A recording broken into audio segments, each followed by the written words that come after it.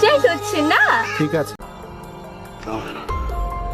আমার চুমকির সাথে তোর এ বাবুকে যদি আমি না মারতে পারি তা আমার নামও এই গাল কাটা। কি লাগবে বলে, কত টাকা লাগবে? চাই না আমি টাকা পয়সা, চাই না দালাল বাড়ি। এই শরীফ সাহেব, আমি এখন কি করি? শরীফ, এই শরীফ ওঠো না। শরীফ, তুমি কি আমার কাছে শুনতে পাচ্ছ না? বেটিয়া আমি আর বাঁচবো না বাবুজি।